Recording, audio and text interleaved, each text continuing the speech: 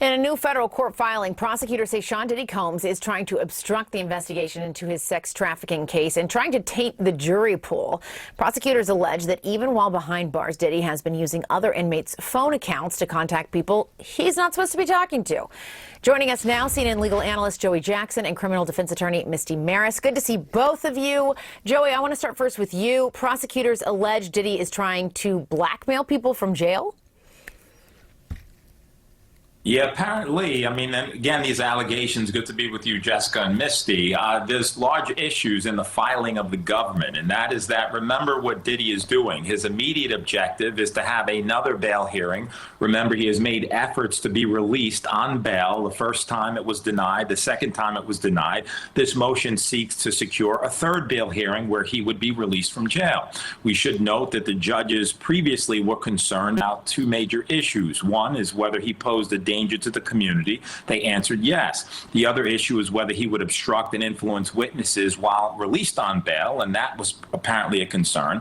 And so here, as it relates to the allegations that the government says, and that is him flouting rules, Mr. Combs in jail, that does not bode well, either to permitting another hearing for him to potentially be released or to actually getting released if he has that. And so to the extent that you cannot follow rules allegedly while you're in a facility, that doesn't speak well to your ability to follow them once you would be released from a facility. And that's really the issues here. Mm-hmm.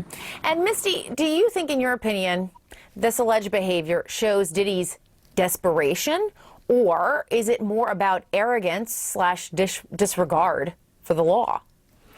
Well, you know, that's actually a great question, because he's really not doing himself any favors if this conduct that's set forth in this submission by the prosecutors is in fact true, because trying to communicate with witnesses, even through other individuals, incredibly problematic.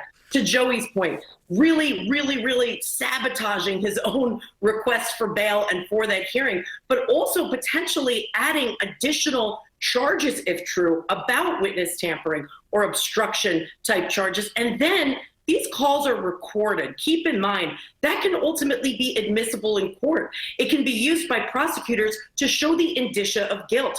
Why are you trying to communicate with witnesses, except for the fact of trying to tailor their testimony to be more favorable for you? So all of that's incredibly problematic. And the fact that he's doing it at this facility, what's he going to do when he's out there on his own volition with a security company he employs? So certainly a problematic behavior by Diddy behind bars, if true. Yeah, I also want to ask you both about another high-profile legal proceeding, and that's the murder trial for the murder of 22-year-old Laken Riley that happened here in Georgia.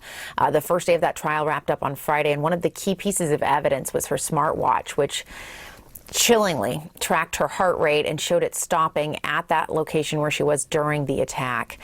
Joey, how does that evidence help prosecutors in their case against Jose Ibarra? Yeah, Jessica, it helps them significantly, right? The defense in this case is that this is based on circumstantial evidence. What does that mean? It means that no one directly can say that there was a witness who saw him, we're looking at him, the defendant, engage in this allegedly, well, we do know the murderous act. Whether he did it, that's an allegation at this point. So you look to circumstantial evidence. And when you have a smartwatch that stops at a certain time, indicating that, you know, bodily activity has ceased, which would suggest a death in this case, when you have it tracking movement, but it's not only the smartwatch, it's other indicia, right? Other evidence that's there, like DNA that's found under the fingernails of the victim in this case, like him taking off his jacket and throwing it into a dumpster, like DNA and blood being on that jacket, like so much else. And so certainly he's entitled to the presumption of innocence, Jessica. He'll get that. It's a bench trial before a judge, not a jury. The defense team making the determination that that was their best out. But to this point, the evidence has been damning and compelling, and we'll see what other evidence surfaces, which would be suggestive of his guilt. But to this point, there's been damning evidence presented by the prosecution. And Misty, I want to ask you about something that Joey just brought up, which is this is a bench trial in front of a judge instead of a jury trial. Why was that decision made, do you think, and how does it impact how this plays out?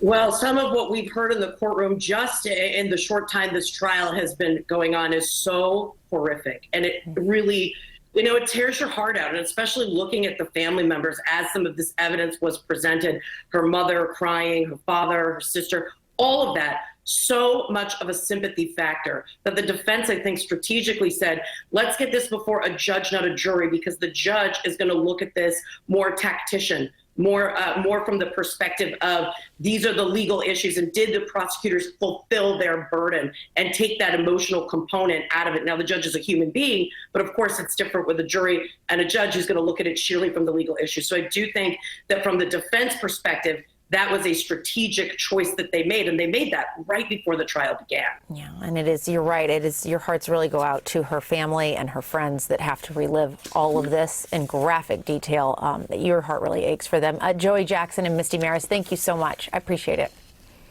Thanks, Jessica. Thanks, Misty. Thank you. Yeah.